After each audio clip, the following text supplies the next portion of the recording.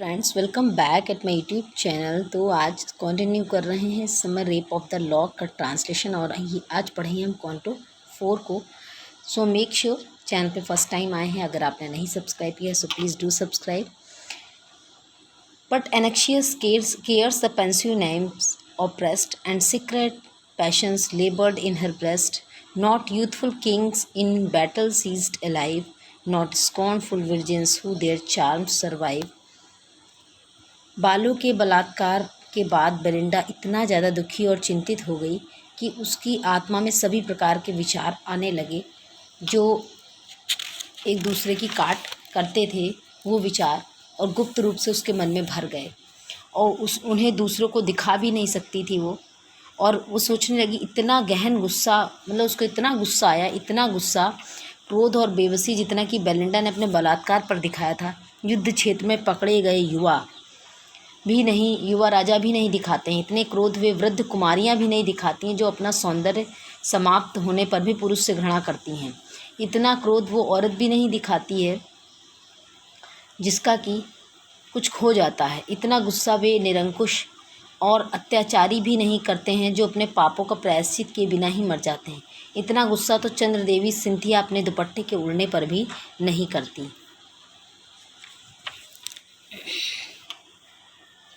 Not tyrants first and repenting die, not Cynthia when her menteus pinned ever felt such rage, resentment and despair as thou said virgin, for the ravished hair, for that sad moment when the sylph withdrew, and Ariel weeping from Belinda flew, Umbriel a dusky melancholy sprite।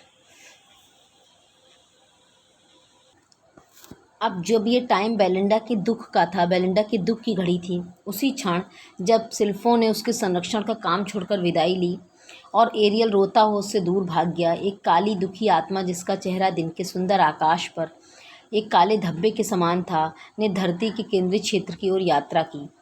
यह स्थान उसका जाना पहचाना स्थल था। यह दुख की देवी गॉडेस ऑफ स्प्लीन की गुफा थी जहाँ वह रहती थी। Swift on his sooty pinions filled the gloom, and in a vapor reached the dismal dome. No cheerful breeze this sullen region knows, the dreaded east in all the wind that blows. Here in grotto sheltered close from air, and screened in shades from day's distant glare, she sighs forever on her pensive bed, pain at her side and Magrim at her head। तो ये जितने भी इसके difficult word हैं उनका meaning नीचे दिया हुआ है, उसको आप पेज को अप डाउन करके देख सकते हैं। ये दुखी काली आत्मा नोम बड़ी तेज रफ्तार से बादल के रूप में अपने पंखों पर उड़ती है और एक कब्र जैसे गुंबज में पर पहुंचती है जो कि दुख देवी का निवास स्थान है। इस सील भरे दुखी क्षेत्र में कभी सुख देने वाली हवा नहीं चलती, यहाँ केवल पुरवाई हवा ही चलती है जो दुख के दौड़े पैदा करती है। ये तंग गुफा बाहरी हवा से बची रहती है और मोटे पर्दों से ढकी रहती है जो सूर्य की रोशनी को अंदर नहीं जाने देते। यही दुख देवी आराम देती हैं, सदैव आहें भरती हुई और अपने दुखी बिस्तर पर सुबकियाँ लेती हुई। उसकी बगल में उसकी दूसरी नौकरानी मैग्रिम खड़ी रहती है। मैग्रिम वह शैतान है जो सिरदर्द पैदा करती है। Next lines, two handmaid wait the throne alike in place but differing from far in figure and in face। दो नौकरानियाँ जो हैं देवी की गद्दी की देखभाल करती हैं, ये दोनों एक ही पद और स्थान की हैं परंतु स्वरूप और शारीरिक विशेषताओं में एक दूसरे से भिन्न हैं। Here stood ill-natured like an ancient maid, her wrinkled form in black and white arrayed, with store of prayers for mornings, nights and noons। Her hand is filled her bosom with lampoons, her affectations with a sickly mien। देवी की गद्दी एक और बुरा स्वभाव नामक नौकरानी खड़ी रहती। देवी की गद्दी की एक और मतलब इल नेचर नामक नौकरानी खड़ी रहती है। वह वृद्ध तथा अविवाहित है। उसके सारे शरीर पर सिकुड़न पड़ी हुई है और अपने शरीर को सफ़ेद तथा काली पट्टियों से ढके हुए है। उसके हाथ दिन के विभिन्न घंटों के लिए अलग अलग प्रार्थनाओं से भरे रहते हैं। Her hand is filled her bosom with lampoons, their affection with a sickly mien, shows in her cheek the roses of 18, practiced to lisp and hang the head aside. परंतु उसका हृदय गालियों और व्यंगों से भरा रहता है जिन्हें और लोगों पर छोड़ा जा सके। देवी की गद्दी के दूसरी ओर अफेक्टेशन नामक नौकरानी खड़ी रहती है। तो दो जो नौकरानी रहती हैं, एक साइड तो इल नेचर्ड है और एक साइड अफेक्टेशन है। तो जो वह देखने में पीली और बीमार है, परंतु कृत्रिम साधनों से उसने अपने गालों में गुलाबी रंग की लालिमा 18 वर्ष की युवती की भांति लगा रखी है। दिखावे के लिए वह बच्चों की तरह बोलती है और बनावटी ढंग से शर्माती है। बोलने के बाद अपनी गर्दन एक तरफ झुका लेती है। वह कभी कभी बहुत अधिक कोमल और कमज़ोर दिखती है और अपने को पतली तथा बीमार दिखाने में गर्व करती है। Fans into air and languishes with pride on the rich quilt sink with becoming woe, wrapped in a gown for sickness and for show. The fair is once feel such melodies as these, when each new night dress give a new disease, a constant vapor over the palace flies.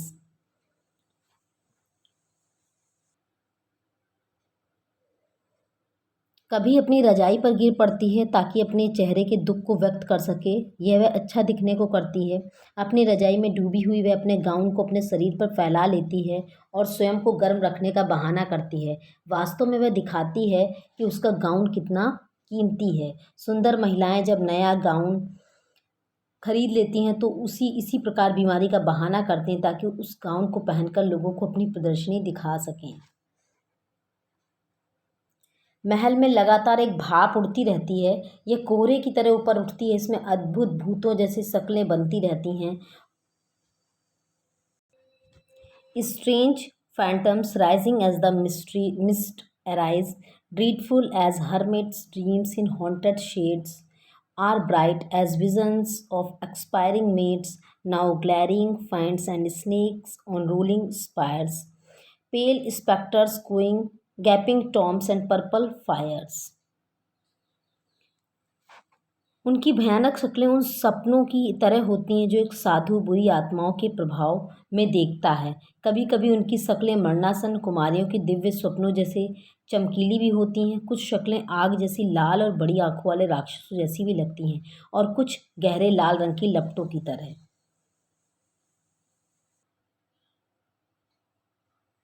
Next lines.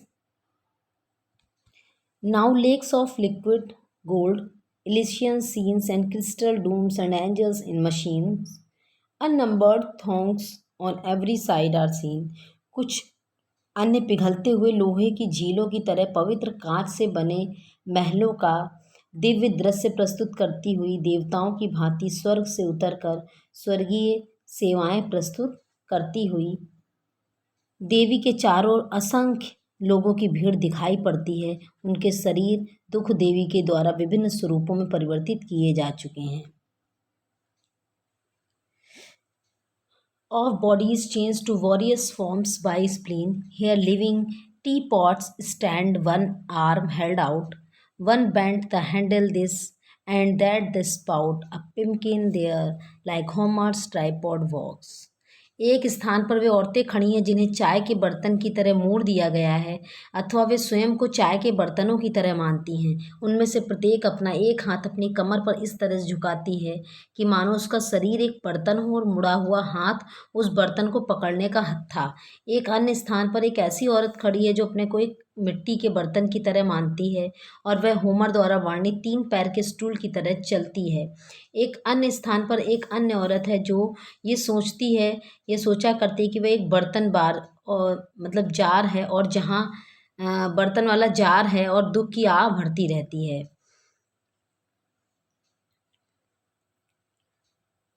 Men prove with child as powerful fancy works, and made turned bottles call aloud for corks. Safe passed the gnome through this fantastic band, a branch of healing sleeping spin wort in his hand. Then thus addressed the power, hail, wayward queen. वहाँ एक अन्य औरत है जो ये सोचती है कि वह घी में उसे पकाया गया है, मैं पकाया और एक पाई में वेस्ट किया हुआ हंस का मांस, और उसी तरह से वह बातचीत भी करती है। वहाँ एक पुरुष भी है जो अपने को गर्भवती महिलाओं की तरह मानता है, और वहाँ कुमारियाँ भी हैं जो अपने को खुली बोतलों की तरह मानती हैं और अपने को बंद कराने के लिए प्रार्थना करती हैं। धरती की आत्मा एम्ब्रियल बिना किसी नुकसान और रुकावट के इन भयानक शक्लों और स्वरूपों के बीच में गुजरती हुई आगे बढ़ता गया। उसके हाथ में स्प्लीन वर्ट नामक पौधे की एक शाखा थी जो कि दुख के बुरे प्रभाव से दूर रखने की शक्ति से युक्त थी। वह दुख देवी की गद्दी के पास पहुंचा और उनसे यह निवेदन किया, Hail Wayward Queen, who rules the sex to 50 from 15, parents of vapors and of female wit, who gives the hysteric or poetic fit on various tempers, acts by various ways, makes some take physics, other scribble plays, who causes the proud their visits to delay, and send the godly in a pack to pray. हे दुखों की रानी, मैं तुम्हारा स्वागत और नमस्कार करता हूँ। तुम नारी जाति के एक झूलते हुए स्वभाव पर शासन करती हो। 15 वर्ष से 50 वर्ष तक की सभी नारियां तुम्हारे प्रभाव में होती हैं। तुम ही सभी प्रकार के दुख और उदासी को जानती हो। तुम ही सभी प्रकार की कल्पनाओं और व्यक्तिगत विशेषताओं की जननी हो। औरतों को मिर्गी के दौरे तुम्हारे ही कारण पड़ते हैं, और तुम्हारी प्रेरणा के कारण ही उनको कविता के दौरे पड़ते हैं और वे औरतें कविता लिखने लगती हैं। Next lines. A nymph there is that all thy power disdains, and thousands more an equal mirth maintains. But oh, if ever thy gnome could spoil a grace, or raise a pimple on a beauteous face, तुम विभिन्न स्वभाव के लोगों पर तरह तरह के तरीकों से शासन करती हो। किन्हीं औरतों को तुम नशीले पदार्थ लेने की आदत डाल देती हो ताकि वे स्प्लीन से पैदा हुई अपनी बीमारियां रोक सकें, और कुछ अन्य को तुम दुख से कुछ मुक्ति पाने के लिए नाटक लिखने की प्रेरणा देती हो। तुम ही घमंडी औरतों को अपने पड़ोसियों के पास सुनिश्चित समय पर नहीं पहुंचने देती हैं और उन्हें देर से पहुंचने के लिए प्रेरित करती हो।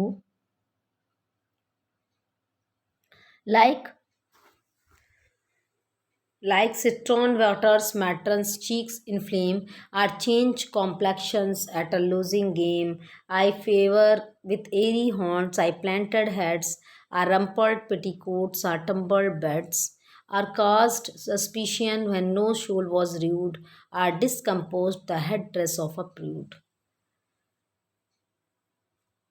पवित्र और श्रद्धालु लोगों को तुम ही चर्च में प्रार्थना के लिए भेजती हो ताकि वे अपने दुखी स्वभाव से बच सकें, परंतु वहाँ एक सुंदर लड़की है जो घृणापूर्वक तुम्हारी सभी शक्ति को नहीं मानती है।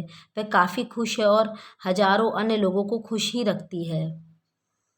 हे देवी, मैं तुम्हारी विनम्र प्रार्थना करता हूँ कि यदि मैंने किसी युवती के सौंदर्य को नष्ट किया है, अगर मैंने कभी किसी सुंदर मुखड़े को खराब करने के लिए उस पर मुहासे पैदा किए हैं, अगर मैंने कभी औरतों के गाल लाल किए हैं क्योंकि वे ताशों की खेल में हार गई थीं, यदि मैंने किसी कारण के औरतों के दिमाग शक और संदेह से भर दिए, यदि मैंने कभी किसी घमंडी और कड़ी नैतिकता से भरी किसी औरत का बाल तितर बितर किया है, या दिखाने के लिए वह किसी पुरुष के साथ है, अंत में अगर पुरुष के साथ हंस रही है, और अंत में अगर कभी मैंने फैशनेबल औरतों के कुत्तों को भयानक रोगों से ग्रस्त किया है जिन्हें सुंदर युवतियों के बहते हुए आंसू भी ठीक नहीं कर पाए, तो हे दुख देवी, मेरी प्रार्थना सुनो।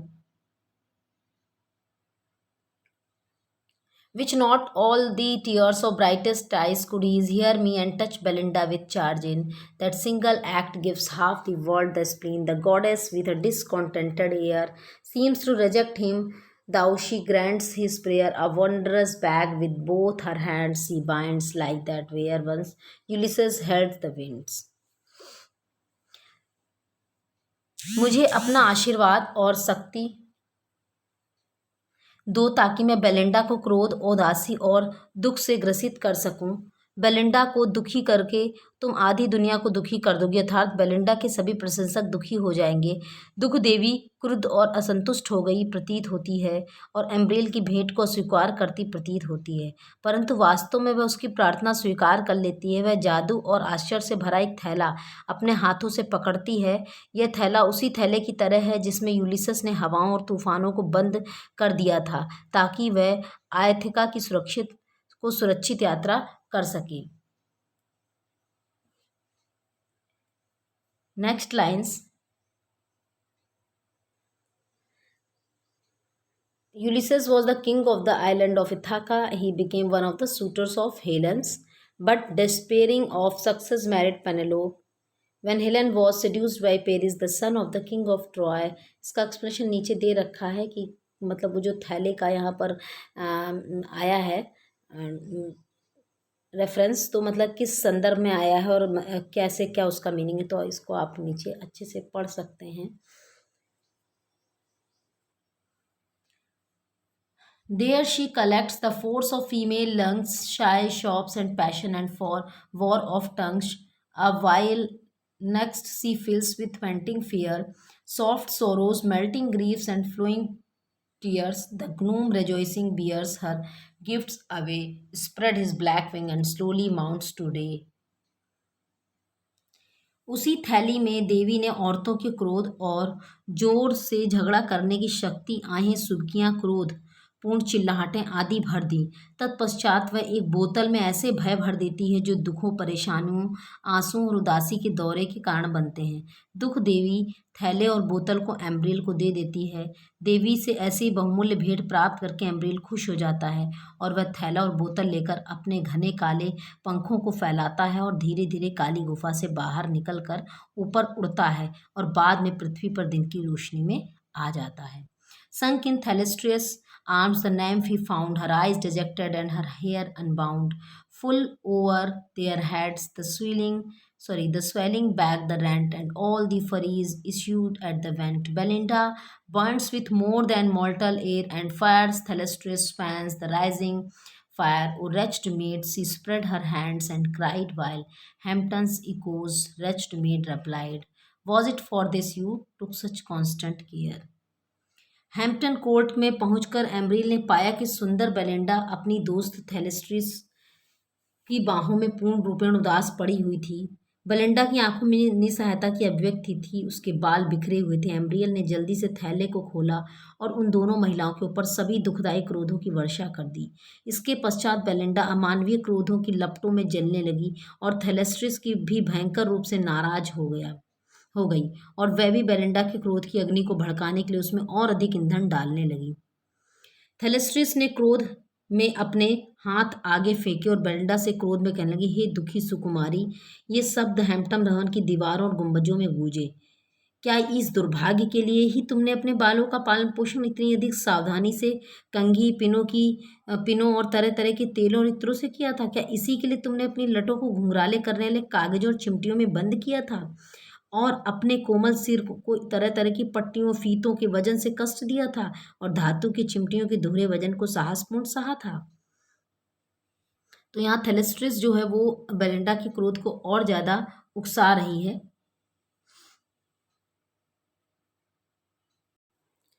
Next lines. The bodkin, comb, and essence to prepare for this, your lock in paper durance bound for this, with torturing irons wreathed around for this, with flits strained your tender head, and bravely bore the double loads of lead. God shall the ravisher display your hair, while the fops envy and the ladies stare. Honor forbid at those unravel shrine, ease, pleasure, virtue, all our sex resign.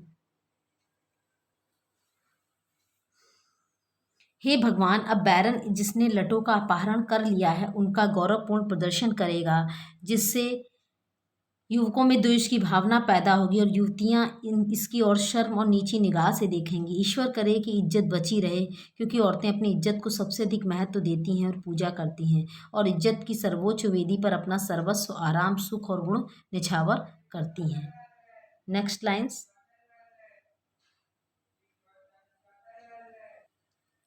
Methinks already I your tear survey, already hear the horrid things they say. मेरे विचार से मैं अपनी आंखों के सामने स्वयं देख रही हूँ कि तुम्हारी आंखों से आंसू की बाढ़ बह रही है और कल्पना कर सकती हूँ उन भयंकर कथनों की जो औरतें और मर्द तुम्हारे विषय में कह रहे हैं. Already see you are degraded, toast, and all your honor in a whisper lost. How shall I then your helpless fame defend? I will then be infamy to seem your friend, and sell his prize inestimable prize, exposed through crystal to the gazing eyes. मैं तुम्हें उच्च परिष्कृत समाज से तिरस्कृत देखती हूँ, जिसे रात्रि भोज में कोई भी गौरवपूर्ण ढंग से टोस्ट प्रेषित नहीं करेगा, और तुम्हारी खोई हुई इज्जत के बारे में लोग जो कानाफूसी करेंगे, मैं उसे अभी से सुन रही हूँ। इन परिस्थितियों में मैं तुम्हें बदनामी से कैसे बचा सकूंगी, क्योंकि इस अवस्था में तुम्हारा दोस्त कहलाना भी बदनामी का काम होगा। ये थेलेस्ट्रिस के सेंटेंस है। थेलेस्ट्रिस ऐसा कह रही है। क्या यह बहुमूल्य खजाना, क्या ये बेशकीमती बाल उस हीरे की अंगूठी के हीरे के नीचे शोभायमान होंगे, ताकि उनका सौंदर्य कई गुना बढ़ा दिखाई दे, और वह अंगूठी उस लूट करने वाले बैरन के हाथ की शोभा बढ़ाएगी? क्या यह बाल का गुच्छा उसके हाथ पर सदैव चमकता रहेगा? Sooner shall grass in Hyde Park Circus grow, and wits take lodging in the sound of bow. Sooner let earth, air, sea to chaos fall. Man, monkeys, lapdogs, parrots perish all. She said then, raging to Sir Plume repairs, and bide her view demand the precious hairs. Sir Plume of amber snuff box justly vain, and the nice conduct of a clouded cane, with earnest eyes and round unthinking face, he thrust the snuff box opened then the case, and thus broke out, my lord, why what the devil? Zounds, damn the lock for gad, you must be civil.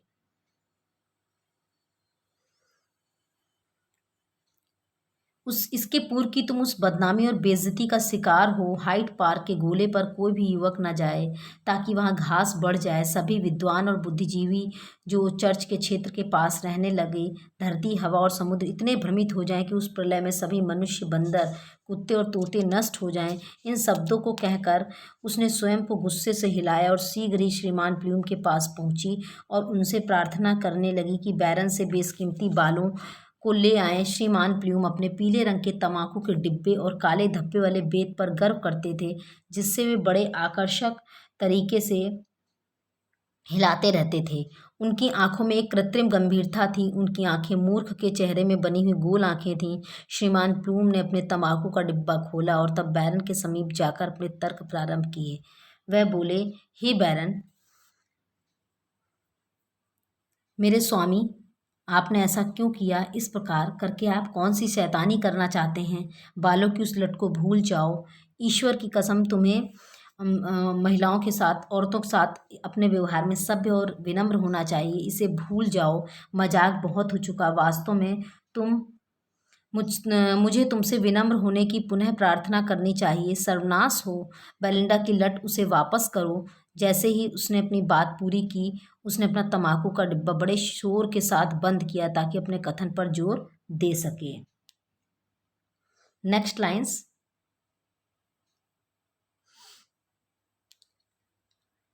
Plague on earth is past, just nay Prethi pox, give her the hair, he spoke and raped his box. It grieves me much, replied the peer again, who speaks so well, should ever speak in vain. श्रीमान प्यूम की बात का जवाब देते हुए तब बैरन ने उत्तर दिया, मुझे जानकर दुख होता है कि तुम, जो कि इतनी कुशलता और कला से बातचीत करते हो, अब भी उसी सराहनीयता से बातें कर रहे हो जैसे कि पहले करते थे। मैं इस लट की कसम खाकर कहता हूँ कि जिसे कि मैं सबसे अधिक पवित्र मानता हूँ, और जो बेलिंडा के सिर पर अब कभी भी वापस जाकर नहीं जुड़ेगी और अपने मौलिक सिर पर जाकर अपनी खोई हुई इज्जत वापस प्राप्त नहीं कर पाएगी। जब तक मेरे सांस में सांस है, इसे मेरा वही हाथ धारण करेगा जो इसे काट कर लाया है।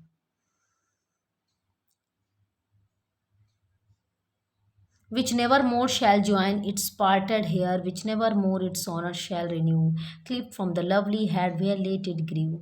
That while my nostrils draw the vital air, this hand which won it shall for ever wear. He spoke, and speaking in proud triumph spread the long contented honors of her head. But Ambriel, hateful gnome, forbears not so, he breaks the veil whence the sorrows flow. इन्हीं शब्दों को कहकर उसने Belinda के बालों को बड़े घमंड के साथ ये दर्शाते हुए कि वे कितने बेशकीमती हैं, अपने हाथ पर फैलाया।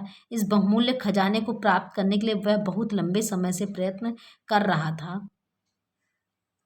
परंतु घृणापूर्ण शैतान आत्मा अम्ब्रियल ने अपनी शरारत वहीं बंद नहीं की, उसने बोतल को तोड़ दिया और दुखों की वर्षा की। इसके परिणाम स्वरूप देखिए क्या होता है। Then she, the nymph, the beauteous griefs appear, her eyes half languishing, half drowned in tears. On her heaved bosom hung her drooping head, which with a sigh she raised, and thus she said, forever. Cursed be this detested day which snatched my best, my favorite curl away. Belinda दुखों से घिरी वहाँ पर आती है और उसकी आंखें आधी बंद हैं, दुखों से लदी हुई हैं, आंसुओं से आधी भरी हुई हैं। वह लंबी सांसें और आहें भर रही है और उसका दुखी उदास सिर उसकी छाती तक गहरे भावावेश से भरा लटक रहा है। उसने एक आह भरी अपना सिर ऊंचा किया और निम्नलिखित शब्द कहे, for ever cursed be this detested day which snatched my best, my favorite curl away. Happy, 10 times happy had I been, if Hampton Court these eyes had never seen. Yet am not I the first mistaken made by love of courts to numerous ills betrayed. Oh, had I rather unadmired remained in some lone azure or distant northern land, where the gilt chariot never marks the way.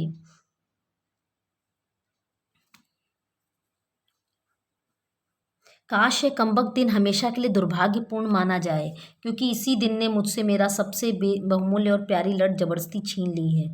यदि मैं यहाँ ना आई होती तो कितनी खुश होती। अगर मेरी आंखें हैम्पटन कोर्ट पर आकर्षित ना हुई होती तो मैं 10 गुना और अधिक सुखी रही होती। मैं अकेली ही ऐसी लड़की नहीं हूँ जिसने ऐसी गलती की है, जिसे उन बुराइयों का शिकार होना पड़ा है जो दरबारी जीवन व्यतीत करने की इच्छा रखने वाली सभी फैशन परस्त औरतों को अपना शिकार बनाती हैं। कितना अच्छा होता कि मैं इन फैशनेबल युवकों की प्रशंसा तथा राज दरबारी जीवन से दूर रहती, किसी दूर के कोने में किसी प्यारे द्वीप पर रहती रही होती, अथवा बहुत दूर उत्तरी ग्रामीण इलाके में रहती, जहाँ सुंदर गाड़ियाँ सड़कों पर नहीं चलती, जहाँ कोई भी ताश नहीं खेलता, जहाँ किसी को भी काली चाय का आकर्षण नहीं होता।